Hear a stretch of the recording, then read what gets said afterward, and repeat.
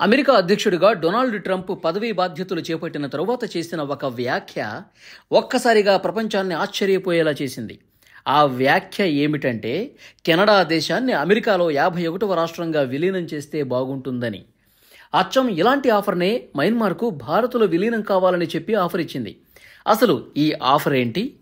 భారత్ మయన్మార్లో విలీనం కావటం ఏంటి?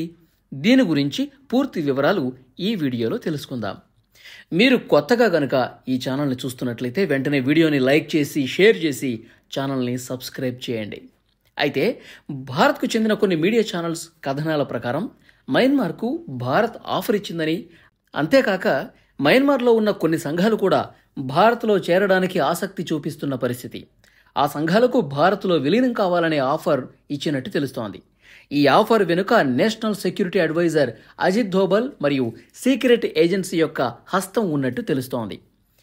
భారత్లో మయన్మార్ చేరి ఇంకొక రాష్ట్రంగా మారితే భారత రాజకీయ పరిస్థితులు ఎలా మారనున్నాయి? భారత్, చైనా, బంగ్లాదేశ్, భారత్ మయన్మార్ మధ్య రిలేషన్స్లో భారీ మార్పు కనిపించడం అనేది ఖాయం. అసలు ఏం జరగనుంది ఇప్పుడు తెలుసుకుందాం. మయన్మార్ అన్నది భారత్ను ఆనుకుని ఉండే దేశం. భారత్తో దాదాపు 1643 కిలోమీటర్ల బోర్డర్ను పంచుకుంటుంది. ఈ బోర్డర్కు నాగాలాండ్, అరుణాచల్ ప్రదేశ్, నాగాలాండ్ రాష్ట్రాలు ఆనుకుని ఉంటాయి.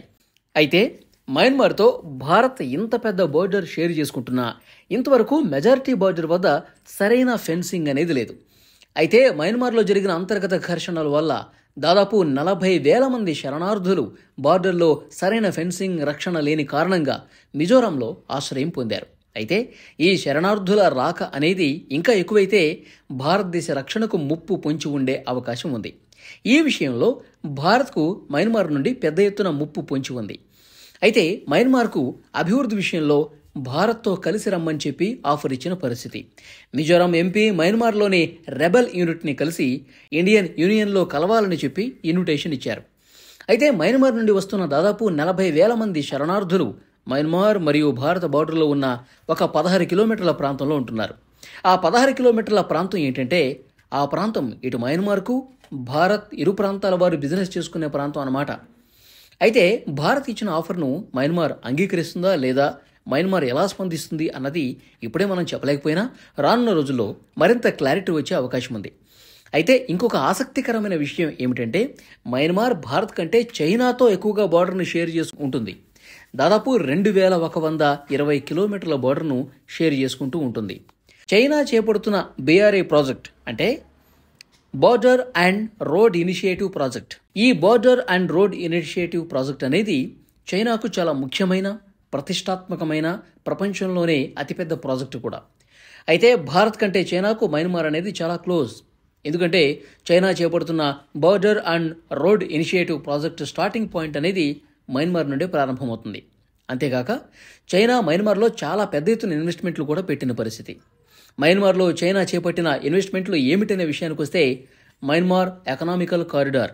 మయన్మార్ ఎకనామికల్ కారిడార్ అన్నది చైనా యొక్క బోర్డర్ అండ్ రోడ్ ఇనిషియేటివ్ ప్రాజెక్టుకు కోర్ కాంపినెంట్ అని చెప్పొచ్చు.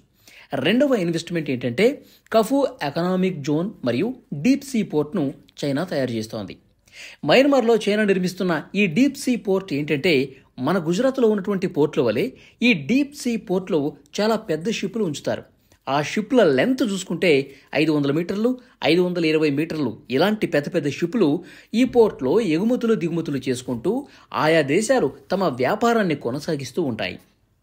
ఇది ఒక విధంగా చెప్పాలంటే మయన్మార్కు మరియు చైనాకి ఫైనాన్షియల్ హబ్ అని చెప్పొచ్చు. మయన్మార్లో డైరెక్ట్ చైనాకు వచ్చే విధంగా భారీ ఇన్వెస్ట్మెంట్తో రైల్ కనెక్టివిటీ ప్రాజెక్టును కూడా చేపడుతున్నారు. ఇవి మాత్రమే కాదు, energy, gas, railways, pipeline, highways ఇంకా ప్రతి ఒక్క సెక్టార్లో మయన్మార్కు ఫండింగ్ విషయంలో హెల్ప్ చేసింది. ఇటీవల చైనా ఒక అడ్వాన్స్డ్ రాడార్ సిస్టమ్ని మయన్మార్ బార్డర్లో డిప్లాయ్ చేసింది. ఈ రాడార్ యొక్క రేంజ్ దాదాపు 3,000 కిలోమీటర్లు. ఇది భారత్కు ఒక థ్రెట్ అని అనుకోవచ్చు. ఎందుకంటే మనం బే ఆఫ్ బెంగాల్ వద్ద రకరకాల ఎక్స్పెరిమెంట్స్ చేస్తూ ఉంటాం. మయన్మార్ బోర్డర్లో చైనా రాడార్ ఉండటం వల్ల బే ఆఫ్ బెంగాల్లో మనం చేసే ఎక్స్పెరిమెంట్స్ అన్నీ కూడా చైనా రాడార్కు చిక్కి చైనాకు లీక్ అయ్యే అవకాశం ఎంతైనా ఉంది. బ్రహ్మోస్ లాంటి పరీక్షలను ఎక్కువగా చేసేది ఈ బే ఆఫ్ బెంగాల్ వద్దే. మరి భారత్ ఇప్పుడు రాడార్ విషయంలో ఎటువంటి నిర్ణయం తీసుకుంటుంది అనేది అంతటా ఆసక్తికరంగా రేపుతున్న విషయం. ఒకసారి భారత్ మయన్మార్ యొక్క రిలేషన్ గురించి మాట్లాడుకుంటే, మయన్మార్లో ప్రస్తుతం అంతర్గత వివాదాలు నడుస్తున్న వేళ మయన్మార్లో భారత్ నుంచి వ్యాపార సంబంధాలనే కొనసాగిస్తుందని చెప్పొచ్చు. అయితే 2023 నుంచి 2024లో భారత్ మరియు మయన్మార్ మధ్య $1.7 బిలియన్ వ్యాపారం అనేది నడిచింది.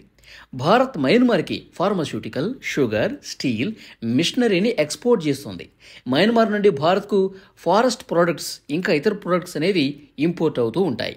మయన్మార్ దేశంలో 5వ అతిపెద్ద ట్రేడింగ్ పార్ట్నర్ భారత్ కాగా, భారత్ మయన్మార్ విషయంలో అంతగా నిర్లక్ష్యం ఏమీ చేయలేదు. చాలా మంచి ప్రాధాన్యత ఇచ్చిందని చెప్పొచ్చు. భారత్ మయన్మార్తో AITI, Asia Indian trade goods agreement, అంతేగాక మయన్మార్కు భారత్కు డ్యూటీ ఫ్రీ టారిఫ్ను ప్రకటించింది. ఇది మయన్మార్ ఎంతో లాభదాయకమైన విషయంగా చెప్పుకోవచ్చు. ఈ డ్యూటీ ఫ్రీ కాన్సెప్ట్తో ఇరు దేశాల మధ్య ఎటువంటి టారిఫ్ల బెడద లేకుండా చాలా సులభంగా ఇరు దేశాలు వ్యాపారం చేసుకోవచ్చు, అది కూడా లోకల్ కరెన్సీలో. ఇవి మాత్రమే కాక ఇంకా చాలా రకాల అగ్రిమెంట్లు అనేవి మయన్మార్తో భారత్ చేసుకుంది.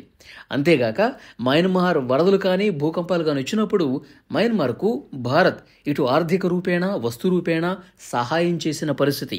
దీంతో భారత్కు మయన్మార్కు మధ్య చాలా మంచి రిలేషన్ ఏర్పడింది. అయితే వీడియో మొదట్లో మనం చెప్పుకున్న దాని ప్రకారం మయన్మార్ కనుక భారత్లో కలిస్తే జియో పొలిటికల్గా ఎటువంటి మార్పులు అనేవి జరిగే అవకాశం ఉంది అనే విషయానికి వస్తే, చైనా దీన్ని అస్సలు ఒప్పుకోదు. చైనా యునైటెడ్ నేషన్స్ కౌన్సిల్ ఇంకా ఇతర అంతర్జాతీయ వేదికల మీద తన నిరసనను తెలిపే అవకాశం 100% ఉంది. ఒకవేళ మయన్మార్ కనుక భారత్లో కలిస్తే చైనాకు భారీ సెట్బ్యాక్ అని చెప్పొచ్చు. 1975లో సిక్కిం అనేది భారత్లో కలిసింది. అయితే మయన్మార్ కనుక భారత్లో కలవాలని గట్టిగా డిసైడ్ అయితే చైనా అస్సలే ఒప్పుకోదు. తన శాయశక్తుల మయన్మార్ భారత్లో కలిసేదాన్ని అడ్డుకునే ప్రయత్నం చేస్తుంది. ఒకవేళ మయన్మార్ కనుక భారత్లో కలిస్తే ఆసియా దేశాల అన్ని ల్యాండ్స్తో ప్రాపర్ కనెక్టివిటీ ఏర్పడుతుంది. ప్రస్తుతం బంగ్లాదేశ్లో మనకు సంబంధాలైతే అస్సలు బాగాలేవు. చాలా విషయాల్లో భారత్ మరియు బంగ్లాదేశ్ మధ్య వివాదాలు అనేవి నడుస్తూనే ఉన్నాయి. ఒకవేళ మయన్మార్ కనుక భారత్లో కలిస్తే మయన్మార్ యొక్క డెవలప్మెంట్ అనేది జెట్ స్పీడ్లో పరుగులు తీసే అవకాశం ఉంది. అయితే ఇది అంత సులభమైన విషయమా అంటే కాదనే చెప్పొచ్చు. ఎందుకంటే మయన్మార్లో చైనా వేల కోట్ల ఇన్వెస్ట్మెంట్లను పెట్టింది. తన border and road initiative project యొక్క స్టార్టింగ్ పాయింట్ అనేది మయన్మార్లోనే ఉండటంతో మయన్మార్ భారత్లో కలిస్తే చైనా యొక్క ఈ బోర్డర్ అండ్ రోడ్ ఇనిషియేటివ్ ప్రాజెక్టుకు భారత్ ఓకే చెప్పకపోతే చైనాకు చాలా పెద్ద దెబ్బ అని చెప్పొచ్చు. భారత్లో మయన్మార్లో కలయికను ఆపటానికి చైనా ఎంత దూరమైనా వెళ్ళటానికి సిద్ధంగా ఉంటుంది. అయితే మయన్మార్ అమెరికా తరువాత అంతటి పవర్ఫుల్ దేశమైన చైనాను ఎదిరించి భారత్లో కలవాలనే నిర్ణయం తీసుకుంటుందా అంటే ఇప్పుడే చెప్పలేని పరిస్థితి. మయన్మార్లో కొనసాగుతున్న అంతర్గత యుద్ధం అనేది ఆగిపోతే కలయిక ప్రచారానికి ముగింపు పడ్డట్టే. ఒకవేళ ఆగకపోతే మయన్మార్ తీసుకునే నిర్ణయాన్ని బట్టే ఆధారపడి ఉంటుంది. మరి మయన్మార్ ఎలా స్పందిస్తుందనేది ఇప్పుడు అంతటా ఆసక్తి నెలకొంది. మరి భారత్లో మయన్మార్ కలయికపై మీరేమనుకుంటున్నారు? మయన్మార్ భారత్లో కలవాలా వద్దా?